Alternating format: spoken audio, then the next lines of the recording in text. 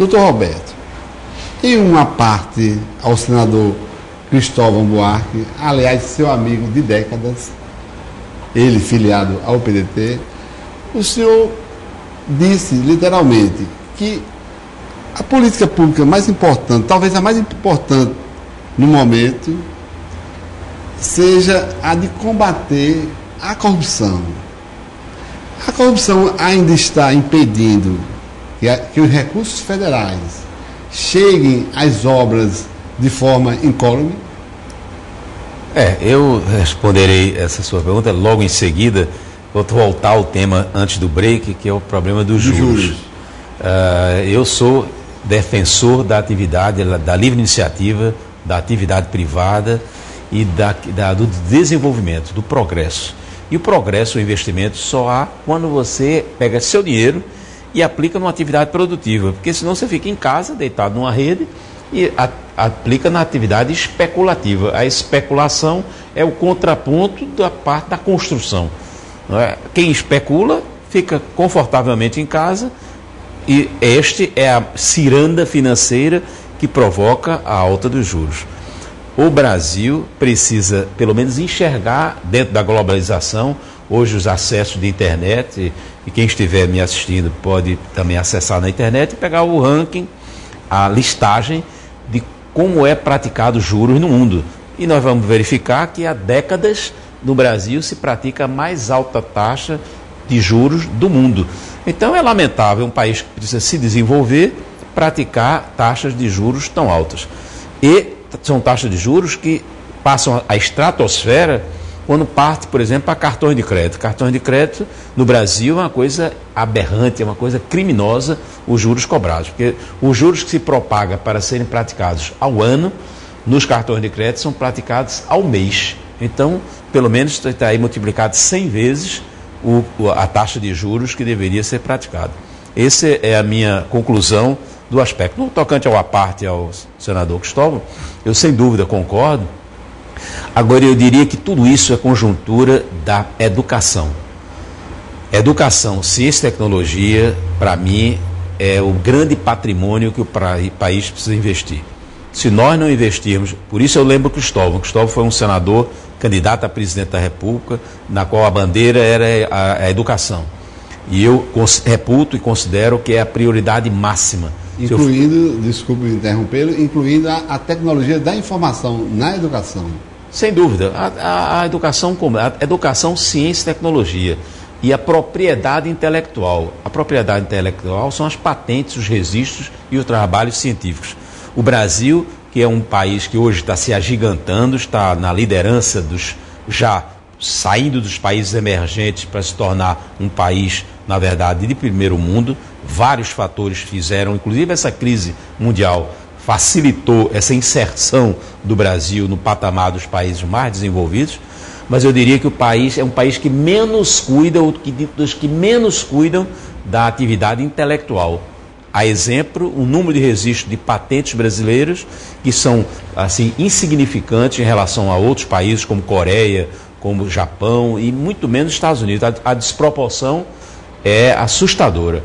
E há também um grande entrave, que é o não financiamento das atividades de pesquisas e o financiamento dos cientistas brasileiros por parte da iniciativa privada. O que acontece é que no Brasil a participação da iniciativa privada no financiamento da pesquisa é insignificante.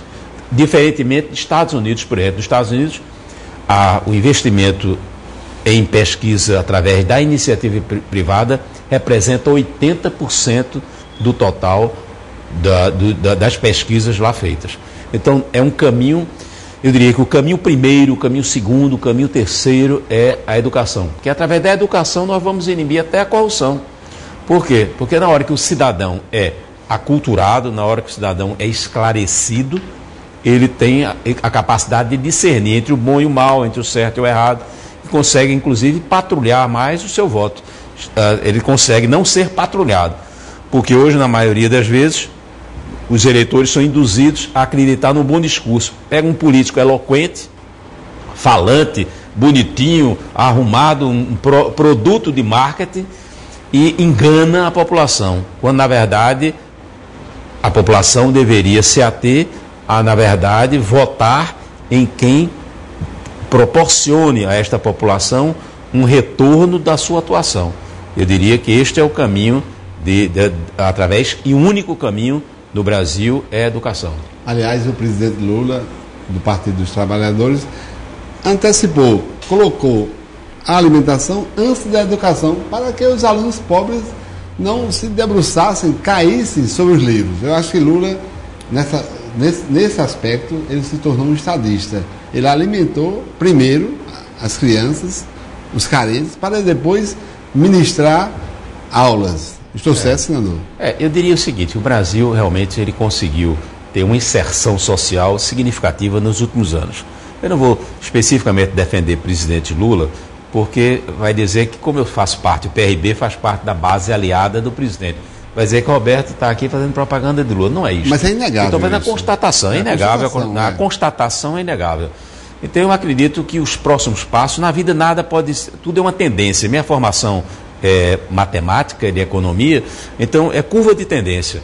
Na hora que a curva de tendência é para melhorar, você tem que ter sua consciência de criticar, porém fazendo a ressalva de que é uma curva de melhora. E hoje o Brasil está numa curva de melhora em todos os aspectos. No aspecto econômico, no aspecto social, no aspecto cultural, no aspecto de educação. Mas não é o bastante. Eu acho que nós temos que lutarmos para que isso seja dado sequência. E nós não podemos também ficar pendentes somente do assistencialismo. Eu sou contrário ao assistencialismo puro e simples. Eu acho que eu sou através do assistencialismo de resultado. Como você falou, de que dá alimentação para que o aluno vá à aula com capacidade física de absorver o que está lá sendo ensinado, parabéns. Agora, nós não podemos também aculturar uma população para viver somente das doações assistenciais. Aquele ditado que você tem que, no lugar de dar o peixe, ensinar a pescar, isso é fundamental. O brasileiro precisa aprender a pescar, aprender a enxergar o lado do desenvolvimento econômico, da atividade econômica. E só vai enxergar se ele tiver educação, se ele tiver um nível cultural mais elevado. À medida que as pessoas estudam, vão conseguindo diferenciar assistencialismo de atividades que proporcionam, através da melhoria da sua saúde, da sua educação, do seu treinamento, fazer com que eles tenham oportunidades futuras de emprego.